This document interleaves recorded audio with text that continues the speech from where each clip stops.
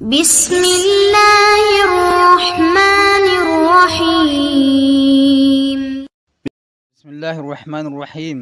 ذلت اور رسوائی۔ قرآن مجید سے اعراض کی تیسری سزا یہ ہے کہ اللہ تعالیٰ ایسے افراد یا اقوام کو ذلت اور رسوائی سے دوچار کر دیتا ہے۔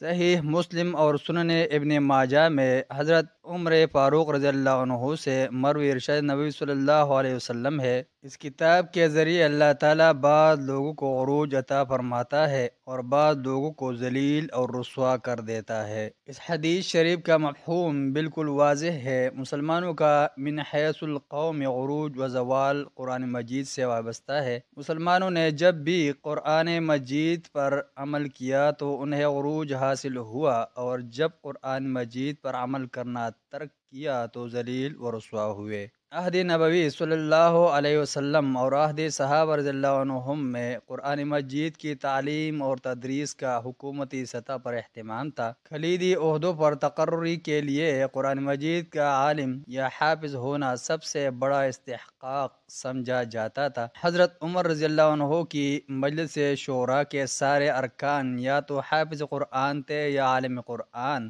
جو تمام امور مملکت قرآن مجید کی تعلیمات کے مطابق چلاتے تھے، جس کا نتیجہ کہ چار دانگ عالم میں مسلمانوں کی عظمت کا ڈنکا بجتا تھا۔ قیصر و کسریٰ اپنے ملکوں میں بیٹے خوف زدہ تھے۔ 622 میں حضرت امیر معاویہ رضی اللہ عنہ نے قسطنطینیہ کی تسخیر کے لیے لشکر بھیجا، جس میں 80 سالہ بوڑھے حضرت ابو ایوب الانصاری رضی اللہ عنہ بھی شامل تھے۔ دوران مہم وہ اللہ کو پیارے ہو گئے، چنانچہ انہیں سرزمین دشمن ہی میں دفنا دیا گیا۔ قیصر روم کو خبر ملی تو اس نے اعلان کیا کہ اسلامی لشکر کی واپسی کے بعد میں میت کی ہڈیاں قبر سے نکال کر باہر پھینک دوں گا۔ قیصر کے اس گستاخانہ اعلان پر امیر لشکر نے جواب دیا، اگر تم نے ایسا کیا تو اللہ کی قسم یاد رکھ، مسلمانوں کی وسیع و عریض سلطنت میں جتنے بھی گرجے ہیں ان سب کو منہدم کر دیا جائے گا اور سارے عیسائیوں کی قبروں کو کھاڑ پھینکا جائے گا۔ قیصر نے جب یہ جواب سنا تو فوراً پیغام بھیجا، میں تو محض تمہاری دینی غیرت اور اہمیت کا امتحان لے رہا تھا۔ کنواری مریم کی قسم، ہم تمہارے نبی صلی اللہ علیہ وسلم کے صحابی رضی اللہ عنہم کی قبر کا احترام اور حفاظت کریں گے۔ عہد صحابہ رضی اللہ عنہم کے بعد جیسے جیسے مسلمانوں کا قرآن مجید سے اعراض بڑھتا گیا، ویسے ویسے ان کی ذلت و رسوائی میں اضافہ ہوتا چلا گیا۔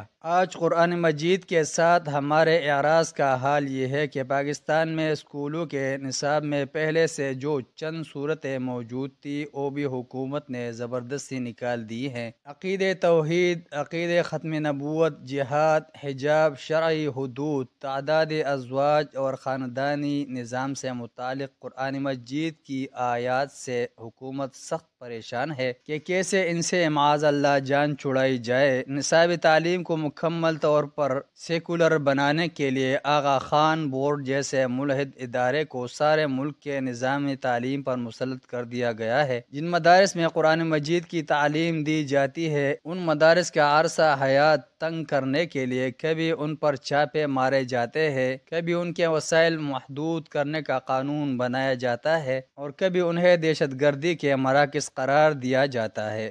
حکومت کے کنٹرول میں موجود ذرائع ابلاغ کو فحاشی اور بے حیائی پھیلانے کے لیے تو دن رات کے 24 گھنٹے میسر ہیں، اگر نہیں تو قرآن مجید کی چند آیات کی تلاوت کرنے کا وقت میسر نہیں۔ اسکولوں اور کالجوں میں ہر طرح کا نصاب پڑھانے کے لیے اساتذہ میسر ہے، اگر نہیں تو قرآن مجید پڑھانے کے لیے قراء میسر نہیں۔ عوامی سطح پر قرآن مجید سے اعراض کا حال یہ ہے کہ گھروں اور دکانوں سے، کھیتوں اور کھلیانوں سے، تفریح گاہوں اور پارکوں سے، ویگنوں اور بسوں سے ہر وقت غلیظ، گندے اور لچر گانوں کی بے ہنگم آوازیں تو ہر وقت سنی جا سکتی ہے، لیکن قرآن مجید کی تلاوت کی آواز کہیں سے سنائی نہیں دیتی الا ماشاء اللہ۔ انفرادی اور اجتماعی سطح پر قرآن مجید سے اعراض کا نتیجہ آج ہمارے سامنے ہے۔ ارض مقدسہ، فلسطین، کشمیر، افغانستان اور عراق وغیرہ ہر جگہ مسلمانوں کا قتل عام ہو رہا ہے۔ افغانستان، عراق، گوانٹانامو بے، امریکہ، اسرائیل اور ہندوستان کی جیلوں میں مسلمان قیدیوں پر بے پناہ تشدد اور ظلم ہو رہا ہے۔ مختلف بہانوں سے مسلمانوں کی مقدس کتاب کی جگہ جگہ بے حرمتی کی جا رہی ہے۔ زنانہ کپڑوں، جورابوں اور جوتوں پر قرآنی آیات لکھ کر قرآن مجید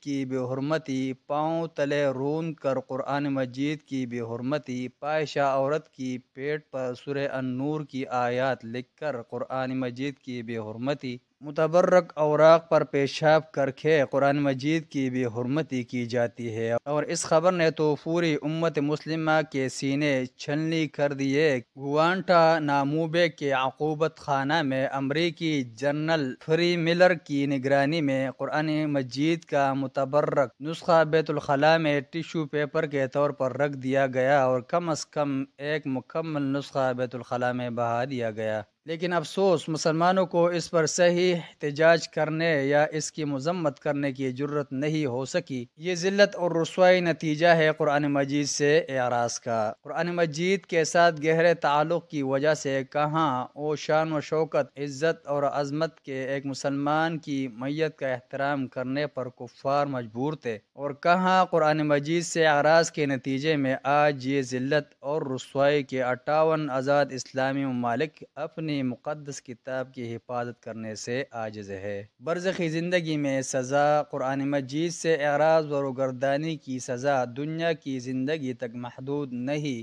بلکہ اس کی سزا برزخ میں بھی بھگتنی پڑے گی۔ جو شخص قرآن مجید سے غافل رہا اور اس نے قرآن مجید نہ پڑھا، وہ قبر میں منکر نکیر کے سوالوں کا جواب نہیں دے پائے گا۔ صحیح بخاری میں حدیث ہے کہ فرشتے اسے ڈانٹ کر پوچھیں گے، لا دریت ولا تلیت، تو نے جاننے کی کوشش کی اور نہ ہی قرآن مجید کی تلاوت کی۔ اس کے بعد فرشتے میت کو لوہے کی گردوں سے مارنا شروع کریں گے اور وہ قیامت تک کی سزا بھگتتا رہے گا۔